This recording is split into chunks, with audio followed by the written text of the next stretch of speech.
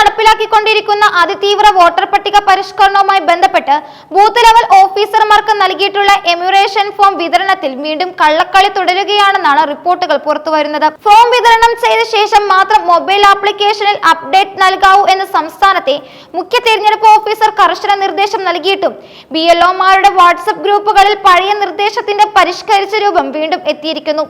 ഇത് കൃത്യമായ നടപടിക്രമങ്ങൾ പാലിക്കാതെ 100% വിതരണം രേഖപ്പെടുത്താനുള്ള രാഷ്ട്രീയ താൽപര്യം വ്യക്തമാക്കുന്നു. പുതിയ നിർദ്ദേശത്തിന്റെ ഉള്ളടക്കം വളരെ വിചിത്രമാണ്. മരിച്ചവർ, സ്ഥലം മാറിപ്പോയവർ, സ്ഥലത്തില്ലാത്തവർ എന്നിവർ ഉൾപ്പെടെയുള്ള വോട്ടർമാരുടെ എമ്യൂറേഷൻ ഫോം വിതരണം ചെയ്തതായി തന്നെ അപ്പീൽ കാണിക്കാനാണ് നിർദ്ദേശം. മരിച്ചവരുടെ ഫോം ഒന്നുകിൽ അവരുടെ ബന്ധുക്കൾക്ക് അല്ലെങ്കിൽ ആർക്കെങ്കിലും കൈമാറുകയോ BLOമാർ കൈവശം വയ്ക്കുകയോ ചെയ്യാം. 2025 വോട്ടർ പട്ടികയിൽ ഉൾപ്പെട്ട മുഴുവൻ പേർക്കും ഫോം വിതരണം ചെയ്തുവെന്ന് വരുത്തി തീർക്കുകയാണ് ഇത്തരത്തിൽ ചെയ്യേണ്ടതിന്റെ പിന്നിലെ ലക്ഷ്യമെന്നും നിർദ്ദേശത്തിൽ വ്യക്തമാക്കിയിട്ടുണ്ട്. ഇതിലൂടെ യഥാർത്ഥത്തിൽ വിതരണം ചെയ്യപ്പെട്ടതോ വിതരണം ചെയ്യാൻ സാധിക്കാത്തതോ ആയ ഫോമുകൾ പോലും വിതരണം ചെയ്തതായി രേഖപ്പെടുത്തുകയും തിരഞ്ഞെടുപ്പ് കമ്മീഷന്റെ ഡാറ്റാബേസിൽ 100% വിതരണം എന്ന വ്യാജ ചിത്രം സൃഷ്ടിക്കുകയും ചെയ്യാം.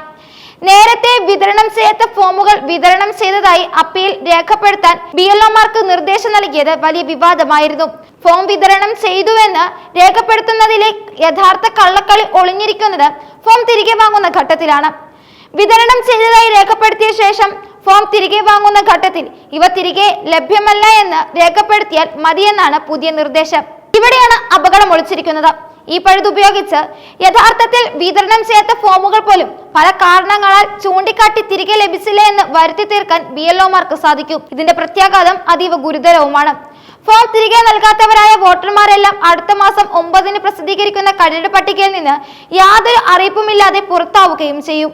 വോട്ടർക്ക് തന്റെ പേര് പട്ടികയിൽ നിന്ന് നീക്കം ചെയ്യപ്പെടാൻ സാധ്യതയുണ്ടെന്ന വിവരം ലഭിക്കാതെ പോവുകയും ഇത് വോട്ടവകാശം നിഷേധിക്കപ്പെടുന്നതിലേക്ക് നയിക്കുകയും ചെയ്യും. ഇതിനോടൊപ്പം മൊബൈൽ ആപ്പിൽ പുതിയൊരു ഓപ്ഷൻ കൂടി ലഭ്യമാക്കിയിട്ടുണ്ട്.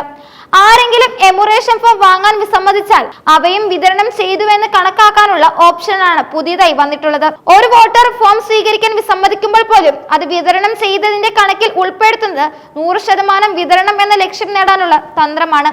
ഈ നീക്കങ്ങളെല്ലാം ചേർന്ന് സംസ്ഥാനത്തെ എമ്യൂറേഷൻ ഫോം വിതരണം 100%-ൽ എത്തിയെന്ന് ഔദ്യോഗികമായി അവകാശപ്പെടാനുള്ള തന്ത്രങ്ങളാണ് തെരഞ്ഞെടുപ്പ് സംവിധാനം പരോക്ഷമായി പ്രോത്സാഹിപ്പിക്കുന്നത്. വോട്ടർ പട്ടികയുടെ ആധികാരികതയും സുതാര്യതയും ഉറപ്പുവരുത്തേണ്ട ഈ പ്രക്രിയയിൽ ഇത്തരത്തിലുള്ള കള്ളക്കളി തുടരുന്നത് ജനാധിപത്യ പ്രക്രിയയ്ക്ക് തന്നെ ഭീഷണിയാണ്. വോട്ടർ പട്ടികയിൽ നിന്ന് കൃത്രിമം വഴി പേരുകൾ നീക്കം ചെയ്യപ്പെടാനുള്ള സാധ്യതകൾ വർദ്ധിക്കുമ്പോൾ ഇത് സംസ്ഥാന രാഷ്ട്രീയത്തിൽ വലിയ വിവാദങ്ങൾക്ക് തിരികൊളുത്താനും സാധ്യതയുണ്ട്. തിരഞ്ഞെടുപ്പ് കമ്മീഷന്റെ നിർദ്ദേശങ്ങളെ മറികടന്നുകൊണ്ട് BLOമാർ രഹസ്യ നിർദ്ദേശങ്ങൾ നൽകുന്നത് അവരുടെ താല്പര്യങ്ങൾ സംരക്ഷിക്കാനാണ് എന്ന ചോദ്യവും ഇവിടെ ഉയരുന്നുണ്ട്.